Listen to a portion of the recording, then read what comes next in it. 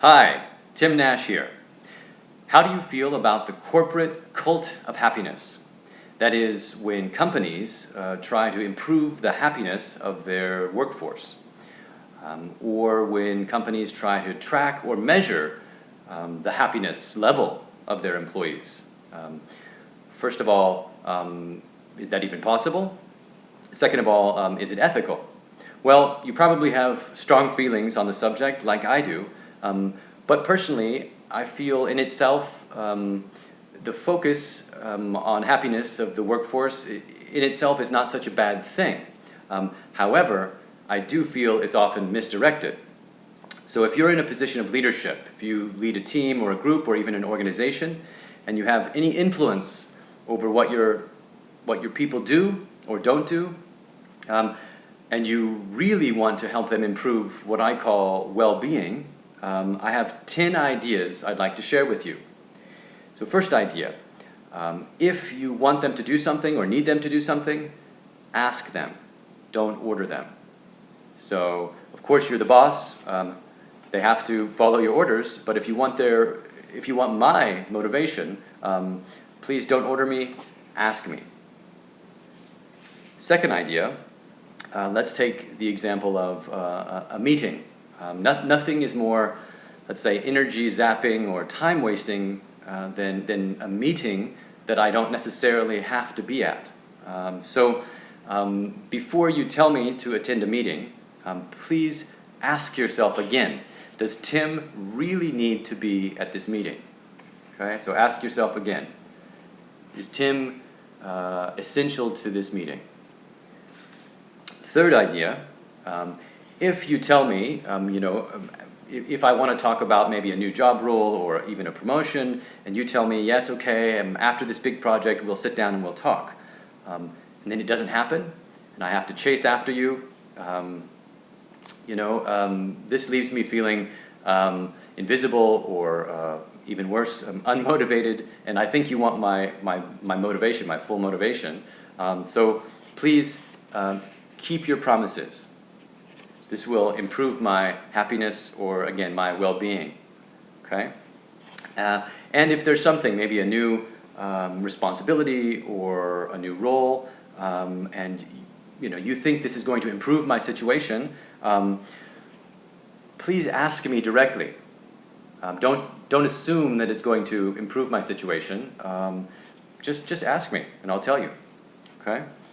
And let's say you'd like to maybe bring in a yoga teacher once a week or some sort of fitness person and offer free yoga lessons once a week at the company.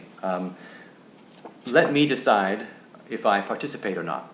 So please don't monitor my participation or make that part of my performance. Again, let me decide. Okay? And let's say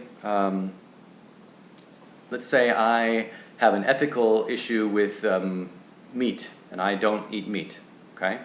And you know this, and for the next team building event, you suggest that we all go hunting, okay? I'd say this would make me feel like you do not respect my values, okay? So please respect my values, and I will do my best to share my values with you, but please also take an interest in my values, okay? Similar to one we had before, don't assume anything about my preferences or what's going to improve my situation. One thing that's very demotivating is if somebody says to me, Tim, you're going to love this, this is just for you, this is going to improve your happiness. Maybe, maybe not. Let me decide, and please don't assume. Okay? And similar to the values, respect my preferences. Okay, so maybe email is not my favorite mode of communication. Maybe I do much better if it can be a short face-to-face or even a phone call. And you know this, but you continue to send information by email and email only. This would make me feel like you don't respect my preferences. And so please, again, respect my preferences. Okay. Now, let's say there's a new big change coming from the top, change initiative, and it's maybe the 10th or 12th big change in the last 6 months. Don't be surprised if my energy and enthusiasm level is not to where you need it to be. Give me time. I have my own process, and the energy will come, but don't be surprised if it's not there right at the beginning. I could be suffering from change fatigue. Okay? Now, like you, I've got a lot to do. A lot of to-dos, a lot of things that fall under my responsibility. So if you really want to improve my work situation, my well-being, take something off of my plate. Okay? Take something off of my plate. Don't add to my to-do list. Take something off of my plate.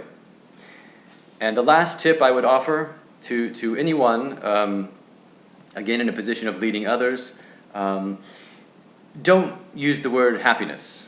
It sounds cultish. Try well-being. Okay? That's all from me. Thanks for listening. Take care. Talk soon. Bye-bye.